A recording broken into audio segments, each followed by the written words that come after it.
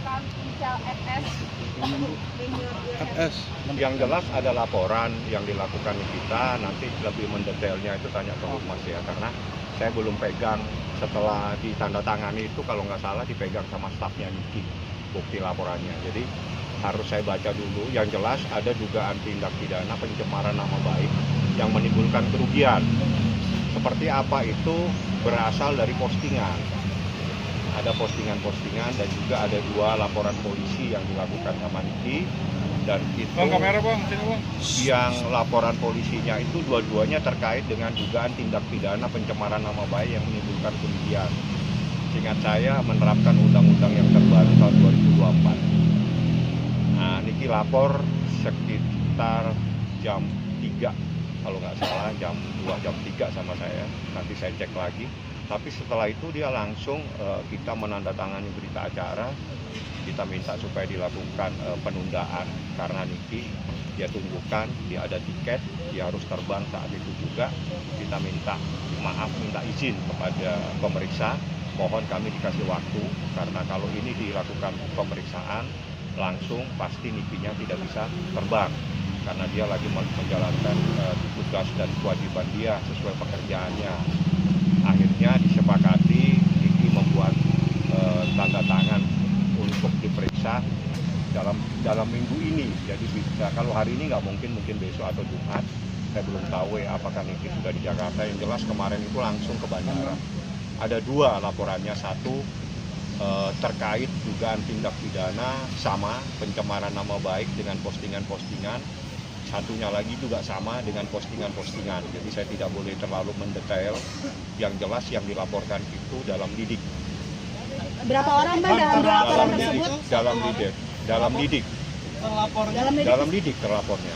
Inisialnya bang, bang. Dalam lidik itu nggak ada inisial.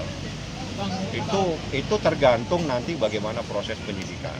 Jadi dalam lidik itu bagaimana penyidik karena itu bisa kemana saja yang terkena dengan persoalan itu namanya proses dalam lidik. Kalau dalam lidik itu nanti akan dicari nih, ini diposting siapa, disuruh siapa dan sebagainya. Nah, ini saya kasih keterangan singkat, Anda sudah bisa paham nih, diposting, nanti yang diposting itu akan dicari, Anda mau posting disuruh siapa, nah inilah prosesnya dalam lidik. Bang, artinya akun atau seseorang bang? Bang, artinya akun atau seseorang bang yang dilaporkan bang? Kan dalam lidik. Akun atau seseorang? Nama baik itu kapan bang? Baru-baru ini atau Kapan? sudah? Ada 2 kejadian, Desember sampai sekarang, kalau nggak salah ya, terus ada lagi kemarin atau nggak salah. Berapa akun bang? Bang, berapa akun yang di... Nggak ada akunnya dalam lidik, ini gimana sih? Kan Niki pasti menyerahkan ada beberapa akun yang memposting. Dalam lidik, kalau dalam lidik itu tanya ke penyidik buktinya. Ini kan Anda tanya bukti, nggak boleh saya sampaikan. Berarti kemarin membawa bukti juga Mas? Pasti, saya pasti bawa bukti, nggak mungkin saya lapor tanpa bukti. Saya kan selalu dengan data, tapi kalau Anda tanya datanya apa, saya nggak boleh sampaikan.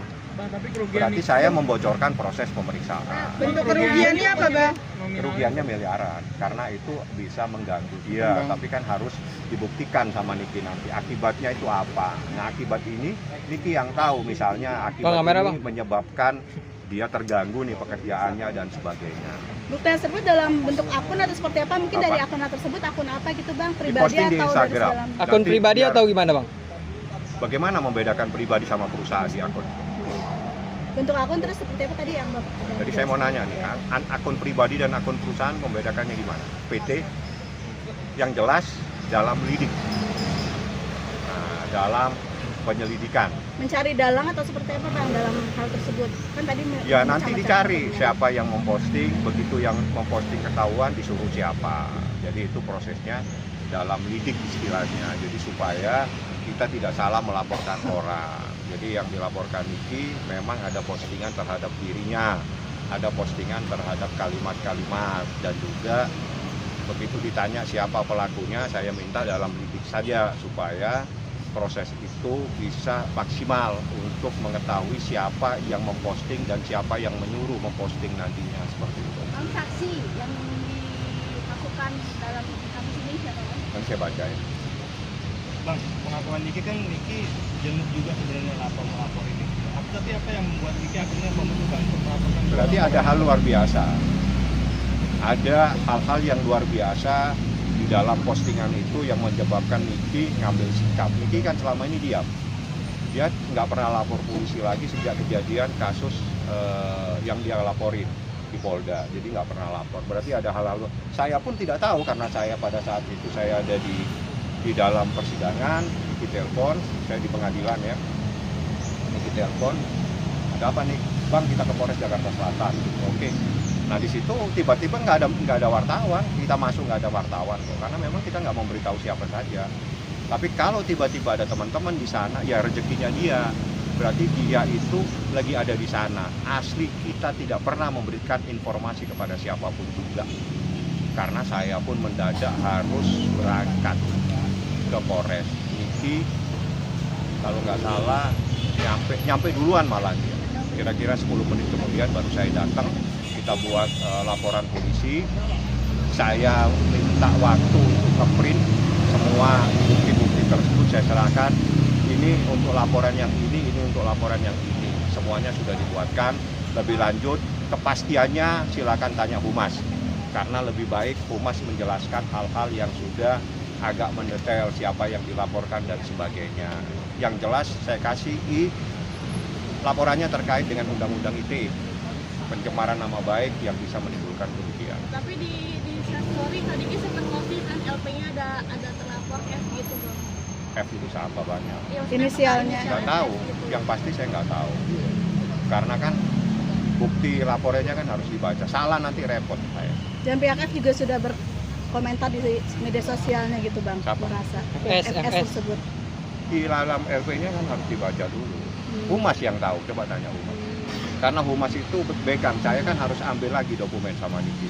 Karena itu begitu tanda tangan Niki saya serahin ke dia, Niki berangkat ke nggak tahu kemana ya, ke Jogja atau bukan Papan. Pokoknya saya nggak tahu persis yang Bang aku mau berangkat nih Bang. Ya udah nih, kamu berangkat tanda tangan di sini ya, supaya kita nggak salah semua nih bahwa kamu minta waktu karena kamu ada pekerjaan. Apa buktinya ini loh, saya ada penerbangan tiket. Ya disetujui sama penyidik di situ. Jadi Niki minta waktu. Nah waktunya ini yang saya belum dapat konfirmasi secara pasti.